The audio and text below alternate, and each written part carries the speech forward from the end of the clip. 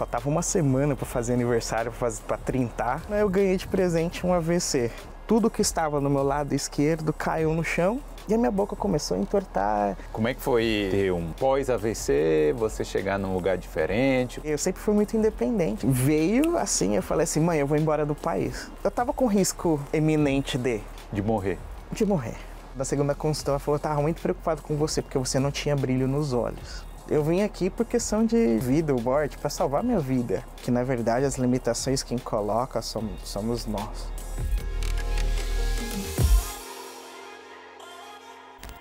E aí, galera, eu tô chegando aqui na casa do William, que ele vai contar aqui como ele sofreu AVC, como ele venceu as sequelas e hoje está morando aqui na Irlanda. Olha a casa! E aí? E sejam bem-vindos! Valeu! Você tá bem? Tudo bem, William? Tô bem, graças a Deus. E aí, o William mora nesse casarão. Mostra um pouquinho aqui só. Sim, eu moro aqui com 25 pessoas. É uma casa compartilhada. Pode entrar. Aqui, olha isso. É uma casa histórica e muito antiga, então é uma casa que tem bastante detalhes estruturais, vamos dizer assim, arquitetônicos. Fiquem à vontade. Olha aqui, ó, gente. Tentar pegar uma visão aqui. Olha isso. Você sabe o que era aqui, William? Era a casa da grande sociedade, antigamente, provavelmente da Inglaterra, do início aí da colonização da Irlanda. Tá com cara de ser um palácio, uma coisa assim. Olha isso. Tem um telefone aqui. Isso é um telefone externo, né? Não é um interfone, assim, pra... Eu acho que hoje é só decorativo. Olha a visão da escada. Galera, a gente não vai mostrar a casa toda. Sim. Né? Porque tem muita gente que mora aqui, mas dá pra ter uma ideia da dimensão. É enorme a casa. São quantos quartos? São 17 quartos e um flat. 17 quartos. Sim. É isso aí. Bom, agora vamos conversar lá. Bora. Ali seria uma sala de oração, só que não tá fechado. William, conta um pouquinho do que você fazia no Brasil antes de vir para a Irlanda. Eu fui enfermeiro assistencial, trabalhava no hospital alemão em São Paulo e foi o lugar onde que eu entrei como estagiário e de lá eu fiz a minha história, a minha carreira por 9 anos. Então você trabalhou com 9 anos como enfermeiro no Brasil? 9 anos como enfermeiro e trabalhei também em um outro lugar junto, né?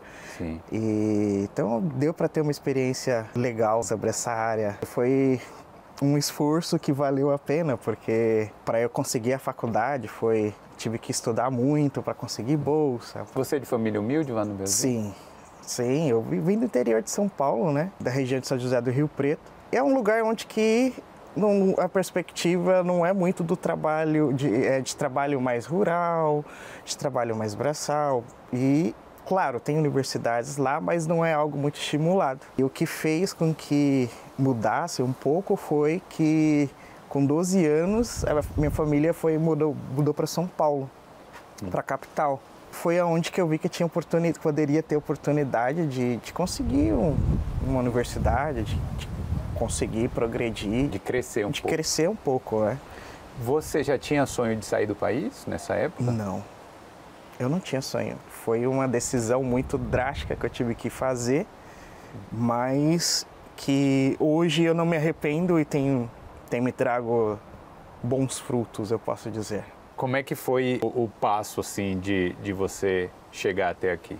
Eu trabalhei muitos anos como enfermeiro, estava uma carreira bem estabilizada, já tinha conquistado meu apartamento, meu carro. Estava uma vida feliz, estava progredindo, né? Dessa parte mais material. Sempre fui uma pessoa que cuidou muito da família, né? Na verdade, eu ajudei a criar meus 2 irmãos mais novos. Eu sou pai deles, então, inclusive um é enfermeiro também, que é um orgulho também poder ter feito, aberto portas de oportunidades de outras perspectivas também para a família, né? Até que teve um dia super feliz, faltava uma semana para fazer aniversário, para trintar, né? Sim. Como o pessoal brinca. E em uma semana eu ganhei de presente um AVC. Caramba. Foi quando eu estava comprando um presente para mim, era material também, estava comprando uma scooter. Estava para ir embora, aí eu senti que, na verdade, não cheguei a sentir. Tudo que estava no meu lado esquerdo caiu no chão e a minha boca começou a entortar. E eu estava falando um pouquinho assim, aí na hora eu já saquei o que estava acontecendo. Eu lembro até hoje que falando assim, eu tô tendo um AVC, Então você, enquanto enfermeiro, você já conhecia como é que funcionava? Eu já conhecia. E também tem aquela questão de você saber que o socorro tem que ser rápido, que você tem que ir para um lugar onde que se precisar desmanchar esse coágulo, né? Que o meu foi um AVC isquêmico, né? Que houve uma obstrução no cérebro. Então, poderia ter essa chance. Então, e graças a Deus que por esse conhecimento, eu mesmo falando com uma fala pastosa, que é a expressão que a gente fala, né, na enfermagem, eu falei assim, chama o Uber e me leva pro hospital tal, que era onde que eu trabalhava. Foi algo muito rápido, estava cheio o pronto-socorro no dia, mas na hora já me levaram para triagem. Inclusive, quando eu cheguei lá, já tinha passado já parte do sintoma, já tinha passado. Aí até a amiga enfermeira, não é AVC não, né? Eu vou até tirar o protocolo. Aí na hora que veio o médico, ele falou assim, não, aciona o protocolo. Porque quando você aciona, tudo tem que ser rápido. Tomografia, tem que fazer os exames laboratoriais, ecocardiograma, tudo foi feito. E aí, através daí, eu fui admitido na UTI para poder fazer os exames, para ver, né, porque esse primeiro dia, as primeiras horas, elas são cruciais, né, para entender o que está acontecendo, né. Essa decisão de você estar na concessionária ainda, né? Foi isso, né? Foi, eu estava na concessionária. Você estava na concessionária e você tomou uma decisão rápida de falar assim, me leva para o hospital tal... Chama o Uber. É coisa de enfermeiro, né, na verdade. Porque enfermeiro você tem que pensar rápido, não tem muito... É treinamento, é instinto, vou dizer assim.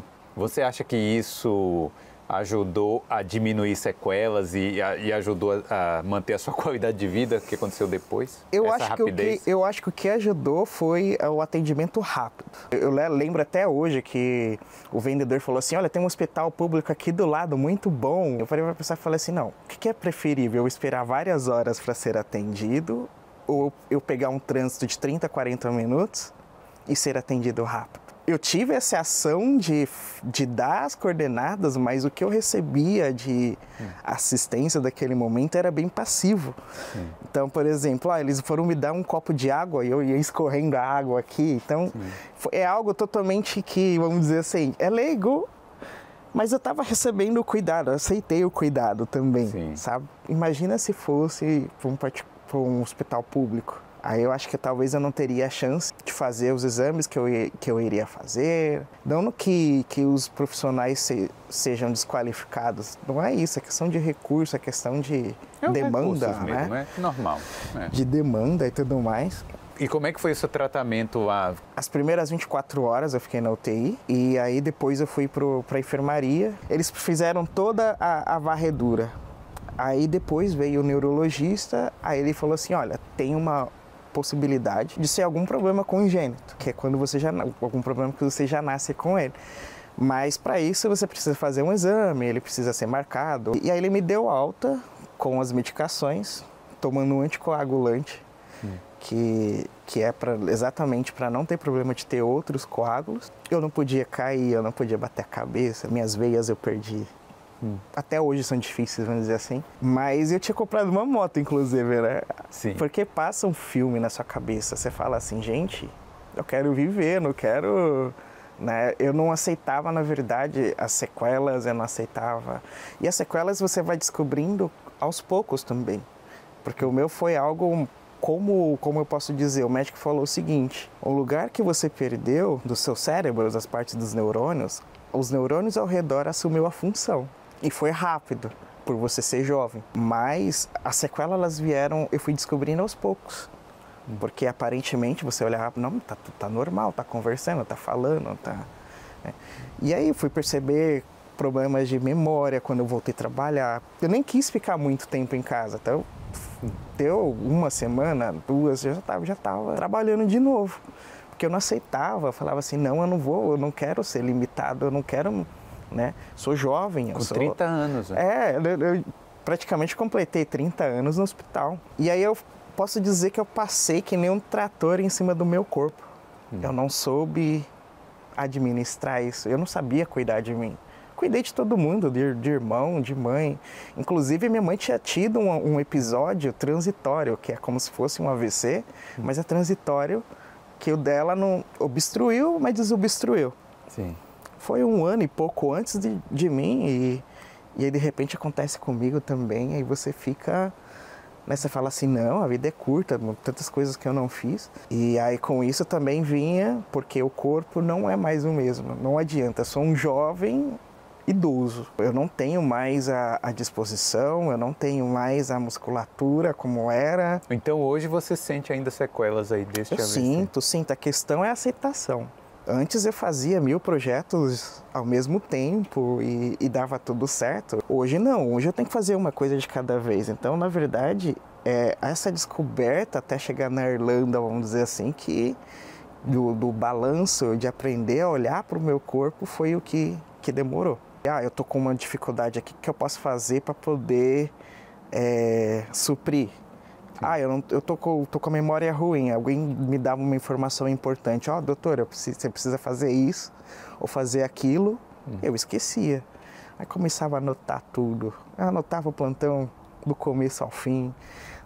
Tudo era anotado, tudo era cronometrado. Eram coisas alternativas que eu fui criando para poder voltar a trabalhar com qualidade. Sim, para mitigar os efeitos do que você estava sentindo. Exatamente. Fora que depois disso daí vem a depressão, que veio também aos poucos. Por que você acha que surgiu essa depressão? Olha, eu não sei se deve ter atingido alguma área que produza neurotransmissores. Era a pandemia, já estava afastado de todos. A minha vida só era trabalhar. Eu voltava para casa. Eu não conseguia limpar uma casa, eu não conseguia cuidar dos meus gatos. Não adiantava, eu tinha tudo nas minhas mãos. Um apartamento só para mim, 4 cômodos só para mim, meus gatos, carro novo, moto. A moto que acabou de comprar. Que eu tinha acabado de comprar e por teimosia eu usei. Eu não aceitava. Sim. Não tinha... Eu estava com risco eminente de morrer. De morrer. Eu estava com risco, eu estava percebendo isso. Parei para pensar na minha história, parei para pensar o tanto que a gente já sofreu com moradia, com alimentação, no passado. E do nada eu consegui chegar onde que eu tinha chego, sabe? Eu parei para pensar, eu falei assim, a única coisa, não tô me apegado a nada material mesmo. Então, eu acho que foi da onde eu falei assim, já sei, eu vou para fora do país, eu vou me jogar no fogo. Veio assim, eu falei assim, mãe, eu vou embora do país. Você tá louco, mano? Você tá louco? Não. Eu falei, mãe, não, para de dizer bobeira. Eu falei, não, mãe, eu vou embora do país. E era muito difícil, inclusive, de aceitar ajuda também. Porque eu sempre fui muito independente. Eu era o chefe da família, o patriarca, o que dava força para todo mundo, e eu não conseguia receber. Você não achava que ia passar dificuldade no exterior?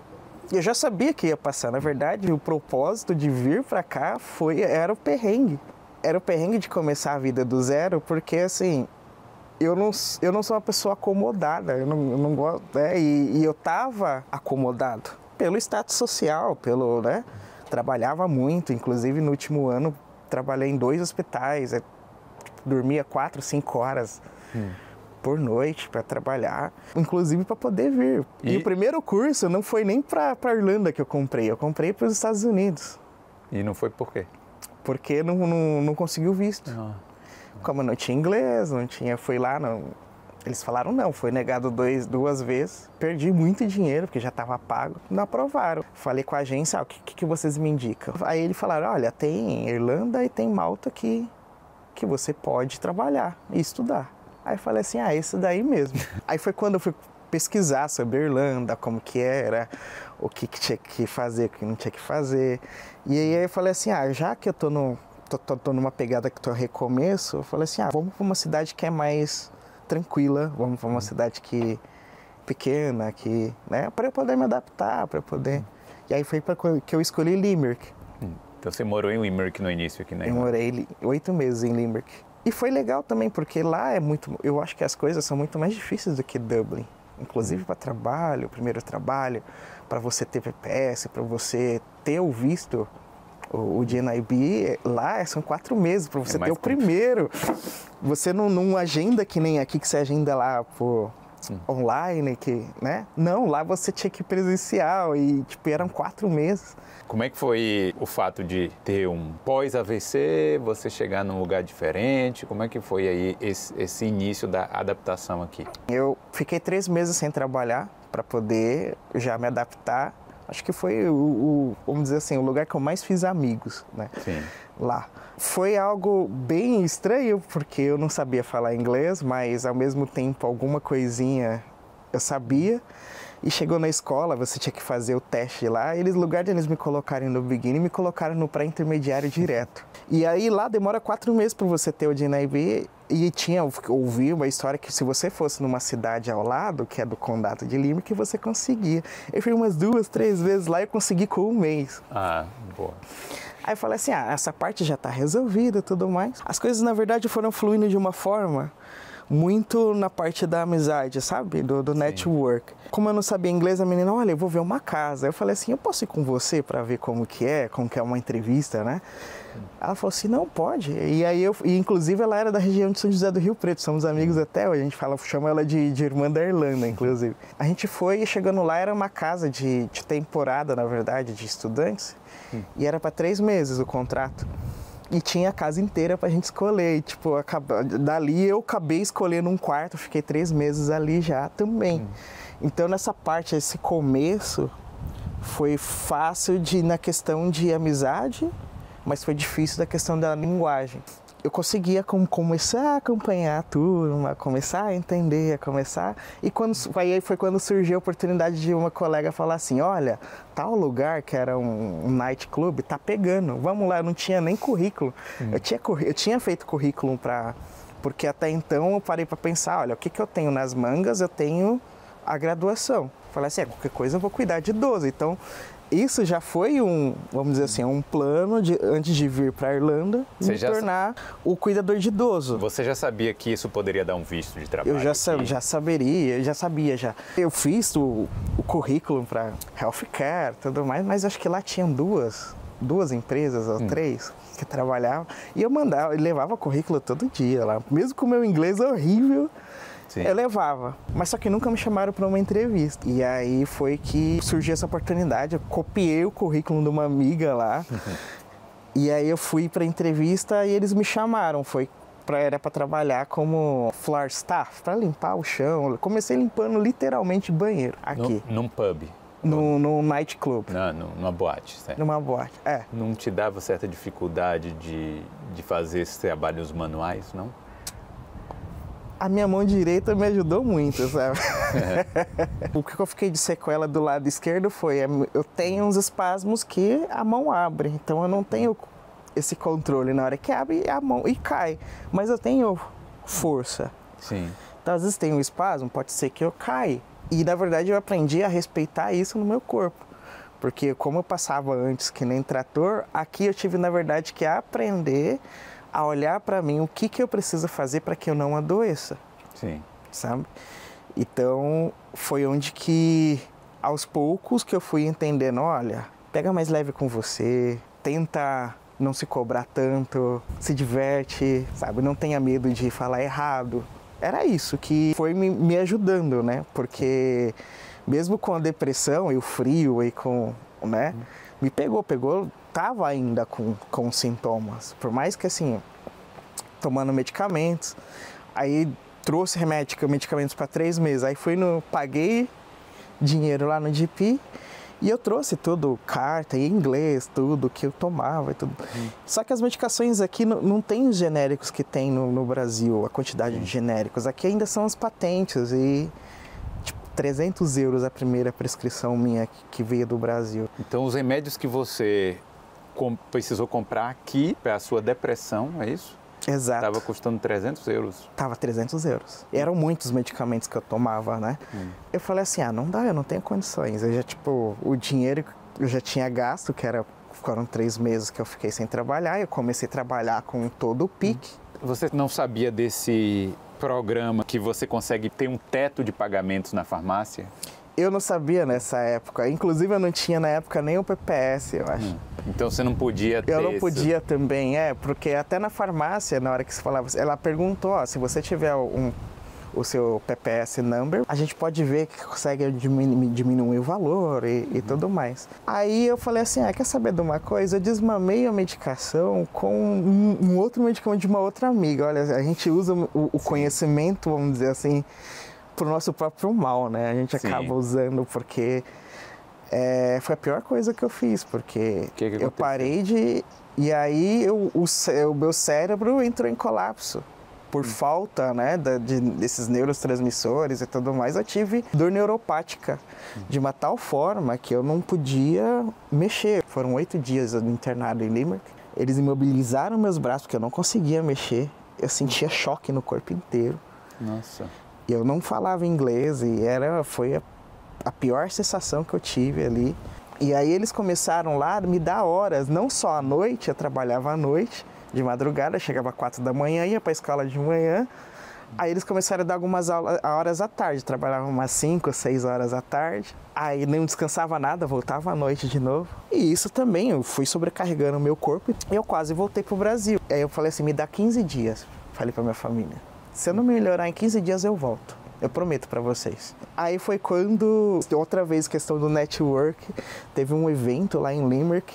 Alguém falou assim, olha, essa daqui é a doutora Neguin. Ela é israelita, foi criada no Paraguai e fez faculdade de medicina no Brasil e atua aqui na Irlanda.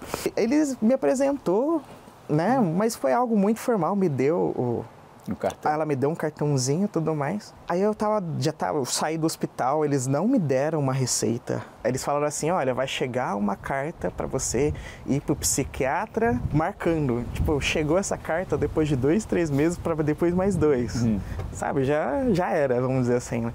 Aí eu marquei consulta com essa médica. Eu não sei como eu lembrei dela, mas veio na mente e veio até o nome, porque eu não sabia onde tinha colocado o papel. Eu coloquei no Google, achei, mandei mensagem, falei assim, olha, eu preciso ir com urgência. Será que ela poderia me atender? E eu expliquei todo o meu caso para ela, tudo o que aconteceu. Inclusive, eu falei para você que a causa do AVC foi um problema congênito no coração. Sim.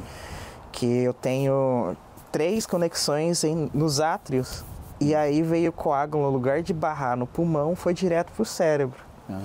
Então, assim, antes de vir, eu acho que ainda enrolei 2 anos. Eu coloquei uma prótese por via cateterismo no coração e agora eu não tenho mais risco de ter, mas eu tinha risco ainda de ter múltiplos AVCs por conta desse problema congênito no coração.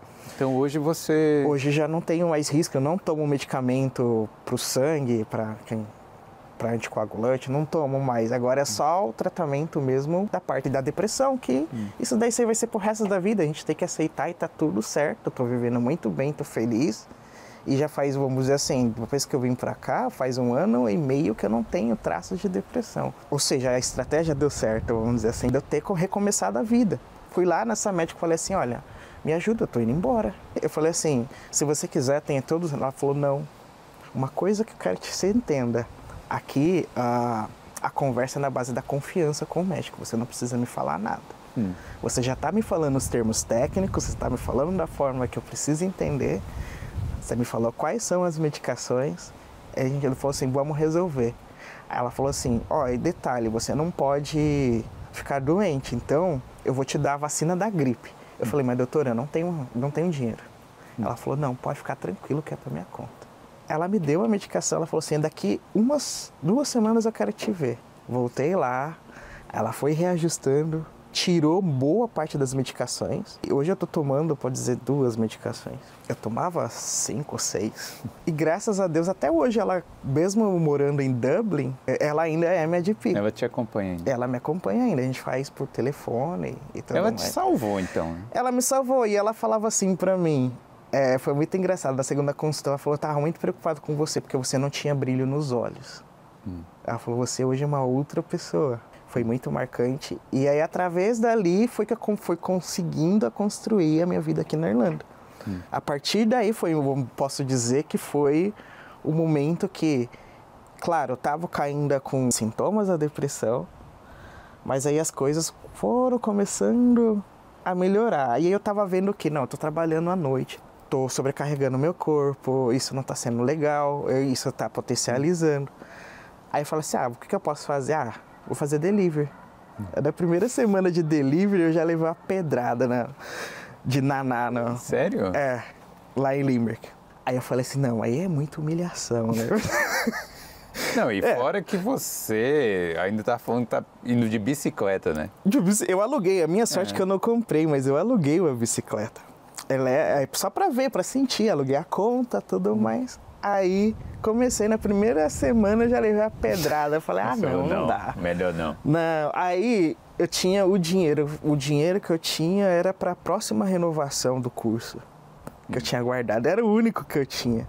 Eu falei assim, quer saber de uma coisa? Eu vou comprar um carro. Eu comprei um carro de 1.500 euros, todo ilegal, sem seguro, sem tax, só com capide só. Sim. Era a única coisa que eu tinha e fazia as entregas lá. E foi que, assim, me ajudou muito, porque eu recebia por semana, eu fazia meu horário e me ajudou muito, muito mesmo.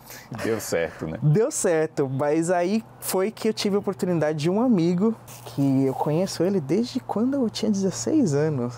Ele lá de São Paulo, ele já morava aqui, ele já tinha morado antes, depois voltou, ele estava morando aqui, ele foi me visitar em Limerick e tudo mais. E ele tinha migrado para home care. Aí ele falou assim, eu posso te indicar lá na minha empresa, tudo. Eu falei, eu já estava no final do curso lá em Limerick mesmo. Ele mandou, eu fui chamado, eu lá de Limerick, eu vim para cá, fiz a entrevista, passei. Sim. Então você começou a trabalhar como cuidador de idosos em Dublin? Em Dublin, foi. Ainda vim para cá, eu mudei porque tem todo o processo de guarda-vet, tem, né, aquele treinamento, demorou um pouquinho ainda. Ainda eu vim com o carrinho, aquele carro lá, vim com as minhas coisas, eu morei na casa desse meu amigo nesse início, continuei fazendo o delivery. Aqui em Dublin? Aqui em Dublin. E a guarda não te parou, não? Fui pego. Foi pego? Foi, eles tomaram o carro, o cara falando, mas como? Pra eles é uma afronta, né? Você dirigir sem seguro. Sem seguro. É como se você estivesse cometendo a infração máxima, quase ali lado a lado que você tá de um assassino, vamos dizer assim. Que não deixa de ser, é uma arma. Eu falei assim, não, no meu país não é obrigatório. Eu falei, mas como assim? E muitas coisas de verdade, eu fingia que eu não entendia, para amenizar, vamos dizer assim. E eu não entreguei a PID, eu entreguei a carteira normal do Brasil mesmo, em português. Aí no lugar dele pegar o meu nome, ele pegou o nome do meu pai. Então chegou a multa no nome do meu pai. E eu não fui pra corte, vamos dizer assim, porque... E eu falei assim, 1.500 euros, eu não vou atrás desse carro. A multa ia ser maior, né? E não ia valer a pena. E aí, quando foi para começar, eu tive que alugar bike. Eu aluguei, comecei morando lá no centro e trabalhava aqui nessa região mesmo, de Dunleary, de Dalkey. Era todo dia, dava uns 40 quilômetros de bike elétrica. Trabalhava meio período. E você fazia o home care, o cuidador de idosos também? Cuidador de idosos, só como cuidador de idosos. Aí foi o que aconteceu. Aí foi bem na transição. Eu perdi o carro, 1, 2 semanas depois eu comecei. Aí, como estudante, você pode trabalhar só 20 horas, então tudo era muito contadinho, mas valeu a pena. Depois de 7 meses, que já estava quase para vencer vamos dizer assim, o meu visto de estudante. Eu mandei um e-mail para a empresa, falei assim, olha, o meu visto vai acabar. Tem oportunidade de vocês me darem visto?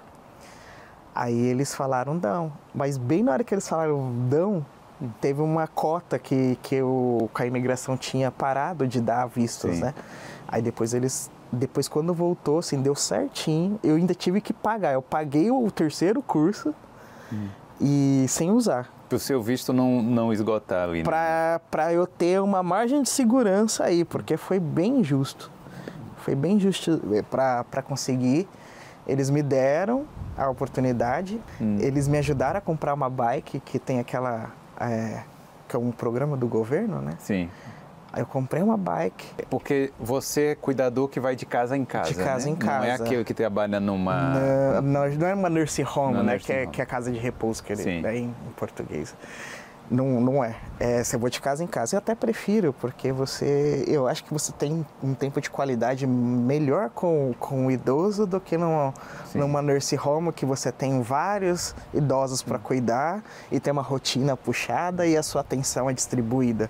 Então eu tenho 1 hora, ou meia hora, 1h30 com um paciente só. Então você tem como dar uma boa assistência, né? E é bem dinâmico, mas ao mesmo tempo também é bem puxado, né? Que se você trabalha aqui, depois você tem que já pegar a bicicleta e ir para outros lugares. Para outras pessoas podem até ser, mas pela responsabilidade que eu tinha no passado como enfermeiro, esse trabalho para mim não é nada. É o mínimo. É muito tranquilo. E como eu já tenho, vamos dizer assim, a expertise de fazer os caminhos mais rápidos da enfermagem, se torna prazeroso, se torna rápido, eficiente. Eu fico o dia todo disponível para a empresa, por exemplo, assim, das 8 da manhã até as 9 da noite. Mas eu tenho os intervalos, os breaks. E como eu trabalho nessa região aqui, eu venho para casa, eu descanso, eu cozinho, eu durmo. Então não é puxado para mim. Para mim não é, mas para outras pessoas podem até ser, porque tem a questão do transporte, mora longe, ou já não estava adaptado a ter, porque você trabalhar com uma outra pessoa que é dependente, que depende de você, gasta muita energia mental, gasta muito. E por trabalhar em hospital, ter visto bastante coisa, assim, apesar de ter trabalhado, vamos dizer assim, 1 ano e pouco na UTI, a parte mais macabra que eu vi foi a parte da UTI, vamos dizer assim, em toda a minha carreira. Não é nada, eu encaro de uma forma muito de verdade, como se eu tivesse sentado aqui com o meu paciente pra gente... Como que eu posso te ajudar hoje? É como se eu tivesse hoje tempo para fazer o que eu não tinha para fazer quando eu era enfermeiro. Você se sente recompensado por fazer esse trabalho? Muito. Inclusive, nessa questão do inglês, assim, eu tenho um senhor que ele é surdo. E na época ele não tinha o aparelho auditivo lá, porque ele não ouve nada, ele lê lábios. E no começo, assim, nesse meu começo, eu vim com o meu inglês péssimo.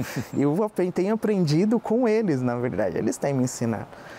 Aí ele falou assim pra mim, o seu inglês é horrível, você tem que arrumar uma vaga de acordo com o seu inglês. Aí ele falou uma vez, falou 2. E eu não compreendia, porque o inglês, na verdade, além do accent, ele falava... Aí você, meio balbuciano, e você não dava pra eu compreender. O insulto passava longe.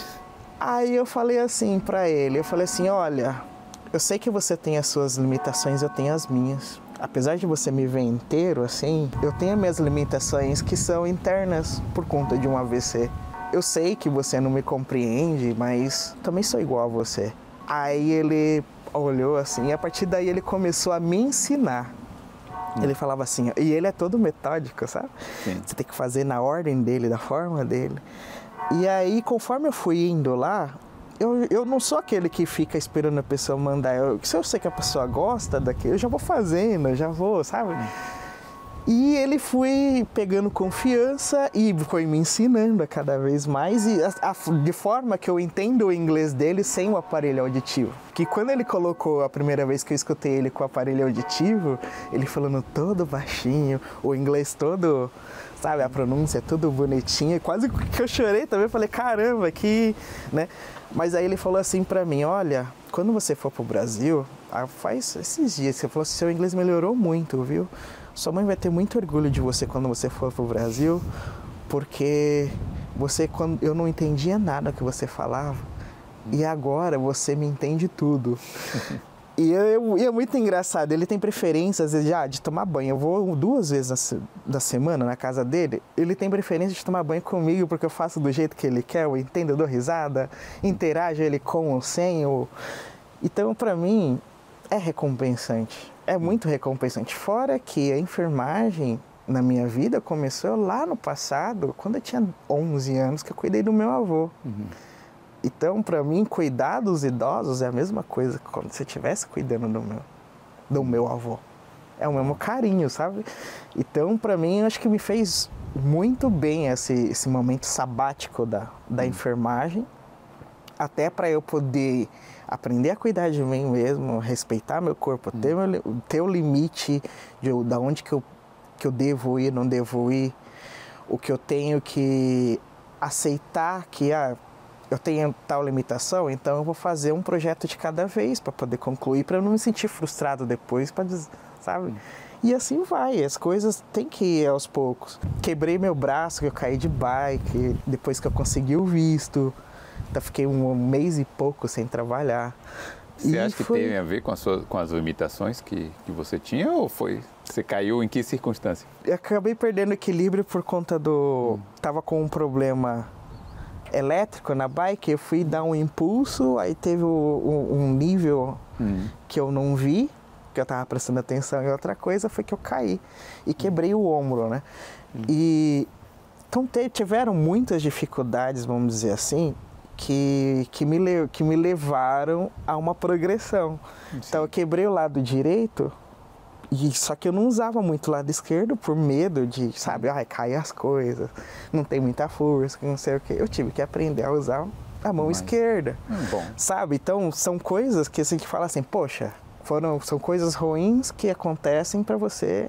E eu posso dizer que o William antes do AVC e depois é totalmente diferente, eu sou outra pessoa, eu sou muito mais alegre, mais extrovertido, mais brincalhão, tem mais amizade. Antes não, eu sou mais flexível, porque essa flexibilidade teve que partir também de dentro de mim para mim mesmo.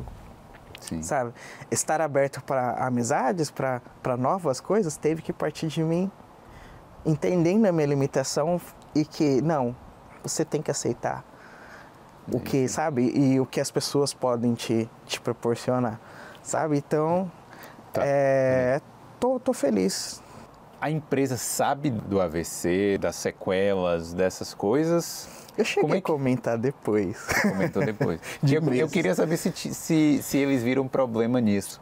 Não, porque na verdade eu já tinha provado que eu desenvolvia. Sim. Inclusive souberam que eu era enfermeiro, ou alguns chefes souberam que eu era enfermeiro bem depois, também. Eu tive que realmente provar muitas coisas depois do AVC, não só para mim mesmo, porque eu estava correndo risco também de perder emprego, né? Porque não estava funcionando legal. Então eu tive que me readaptar. Então eu achei melhor não dizer, porque como eu estava desenvolvendo legal, porque é óbvio que a gente tem que ter o senso e a ética que a gente aprende, inclusive da faculdade, que você tem que estar dentro de todos os padrões, né, os requisitos éticos, morais, psicológicos para você cuidar de uma outra pessoa. Então, eu acho que era uma particularidade minha e não fazia sentido no começo, sabe? Mas eles viram que você consegue desempenhar o seu papel. Exato. E outra, tudo que eu aprendi no passado e tudo que eu desenvolvo que tem a memória mecânica, eu não esqueci nada. Porque às vezes que eu tomo muito cuidado em relação ao meu lado esquerdo. Eu não vou segurar um paciente com a minha mão esquerda. Então, eu que tenho que ter as regras de segurança em relação aos meus limites. Então, são coisas que a gente vai aprendendo, se adaptando. E isso daí se torna natural, se torna instintivo, sabe? A lei da sobrevivência, ela é muito válida. É muito válida em relação ao ser humano. Quando você pensa que você está limitado, você vai lá e abre outros caminhos para que você possa, sabe, desenvolver a sua vida de forma legal. E aí, assim, a gente sempre tem que ter os pés no chão, eu penso, e respeitar. Como é que você vê a Irlanda como parte do processo de recuperação na sua vida? 100%.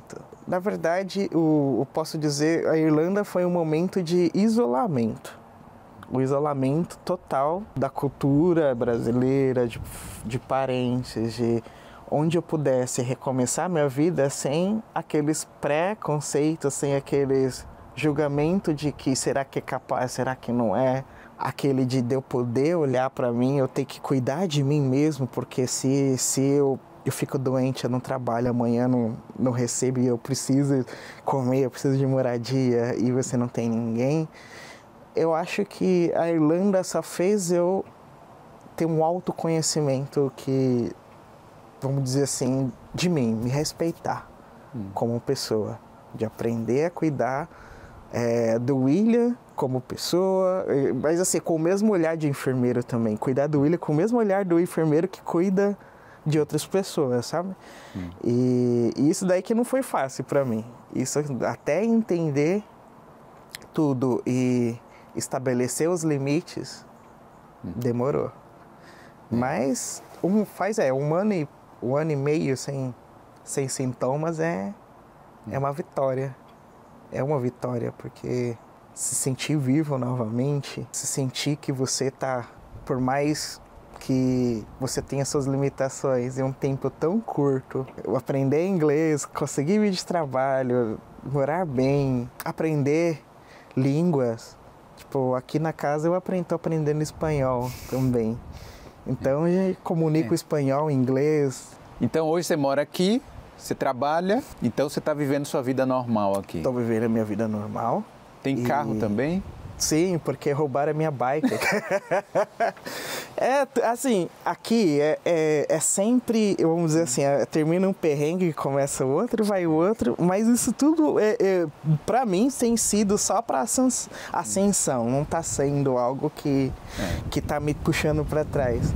Aí roubaram a minha bike, eu falei assim, eu não vou pagar mais, eu não vou pagar mais 1.000 e cacetada numa bicicleta. Eu falei assim, aí eu tive a oportunidade de comprar o carro.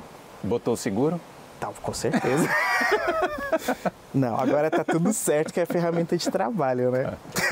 E aí você vai com o carro de casa em casa hoje? Eu vou com o carro hoje. Mas eu ia de bike, pegava chuva, sol, vento. A gente está na região de Killiny aqui, né? Isso. E você trabalha nessa região? Nessa região, nas cidades ao redor, que é Dalkey, Dunleary, Sand Cove. Toda essa região aqui. Então, o meu primeiro cliente é 10 minutos daqui. Para vocês que não sabem aqui, não conhecem da Irlanda, Bonovox mora aqui, ou tem uma casa aqui, não sei. Tem uma mansão aqui perto. E Enya também. Sim, exato. Eu não sei quem mais, mas com certeza...